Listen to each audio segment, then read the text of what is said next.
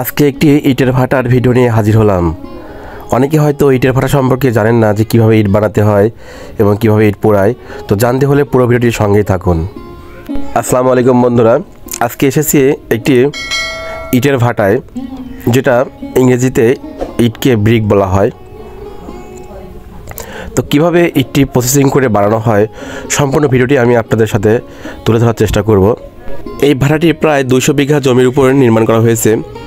তো দেখুন, চতুর্দিকে শুধু ইট আর ইট, এগুলো শোকানো হচ্ছে। তো এটা হচ্ছে এমবিবি একটি নাম ফলক। প্রতিটা ভাটারই একটি নাম ফলক থাকে, তো তার নাম দিয়ে তারা একটা ফরমায় ইটগুলো বানানো হয়। দেখুন, এগুলো ইট বানিয়ে রেখেছেন। তো কীভাবে বানাচ্ছে আমরা সম্পূর্ণ প্রসেসই আপনাদের সাথে দেখাবো ইনশাল্লাহ। তো ভিডিওটি না টেনে পুরো ভিডিওটি দেখার চেষ্টা করুন। তো তার আগে আপনাদের দেখাই যে চতুর্দিকে কত পরিমাণ ইট রয়েছে দেখুন। তো এগুলো আজকেই বানানো হচ্ছে। দেখুন, পুরোটা ইটগুলো ভিজা রয়েছে।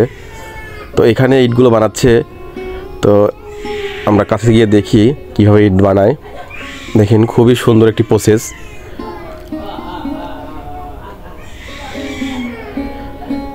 খুবই নরম তুলতুলে কাদা মাটিতে। তো ইটের যে একটি ফর্মা আছে, এটাকে ডাইস বা ফর্মা বলা হয়। তো এর সাহায্যে মাটি রেখে তারপরে সম্পূর্ণ মাটিটা ভরাট করার পরে উপরে যে বাড়তি থাকে সেটা কেটে নেয়।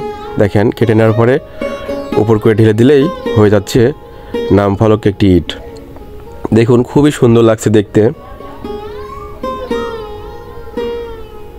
তো এই পাশে আসলাম। এই পাশে দেখুন কীভাবে মাটিটি প্রসেসিং করা হচ্ছে।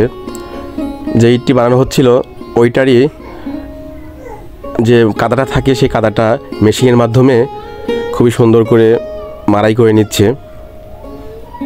দেখুন, পানি ও কেমিক্যালের সাহায্যে এটি খুবই সুন্দর করে একটি তুলতুলে একটা কাদা পাওয়া যাচ্ছে। খুবই আস্তে আস্তে কাদাটি এ সাইড দিয়ে বের হচ্ছে, একদম নরম তুলতুলে। এই কাদাটি আবার তাদের ঠেলাগাড়ি আছে, ঠেলাগাড়িতে চলে যাচ্ছে নির্দিষ্ট স্থানে যেখানে ইট বানানো হচ্ছে।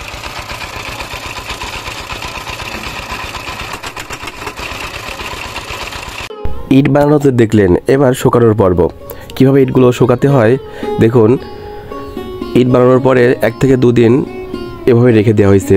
তারপরে শ্রমিকরা নির্দিষ্ট স্থান থেকে ইটগুলো সরিয়ে তারা লম্বা লাইন করে রেখেছে, যাতে করে শুকানোর পরে এখান থেকে এই ঠেলাগাড়ির সাহায্যে নিয়ে যেতে পারে ইট পোড়ানোর স্থানে। দেখুন, যে ইটগুলো শুকানো হয়েছে সেগুলো ভ্যানের সাহায্যে নিয়ে যাওয়া হচ্ছে তার গন্তব্যস্থানে, যেখানেই লাইন বাই লাইন সাজিয়ে এভাবেই ইট পোড়ানো হবে। এই ইটকে পোড়াতে প্রধান উপাদান হিসেবে ব্যবহার করা হয় খনিজ কয়লা। তো খনিজ কয়লাগুলো প্রথমত এভাবে নিয়ে এসে রাখা হয়, এরপরে মেশিনের মাধ্যমে ভেঙে গুঁড়ো করা হয়। দেখুন, ওপাশে দিয়ে ভাঙানো হচ্ছে, এপাশে গুঁড়োগুলো সংরক্ষণ করতেছে এবং লেবাররা এগুলো নিয়ে যাচ্ছে। এপাশে দেখুন রয়েছে জ্বালানি গাছ বা জ্বালানি লাকড়ি। তো আমরা এখন উঠেছি যেখানে আগুনগুলো জ্বালানোর জন্য কয়লা দিতে হয়। তো এগুলো কয়লা দেওয়ার স্থান।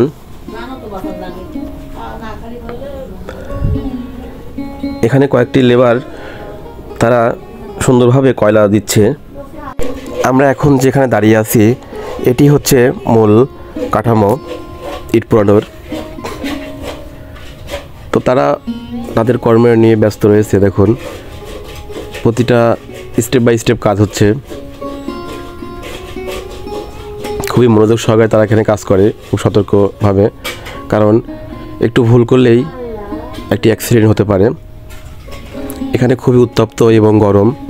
দেখুন কি জোরে আগুন জ্বলছে এবং কয়লা দেওয়ার সঙ্গে সঙ্গে কতটুকু আগুনের তেজ, এটা যারা আসবে এখানে তারা ছাড়া বুঝতে পারবে না।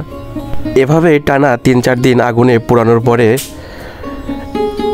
সুন্দর নির্দিষ্ট পাকা একটি ইটে পরিণত হবে, যেটি ব্যবহারের যোগ্য হবে।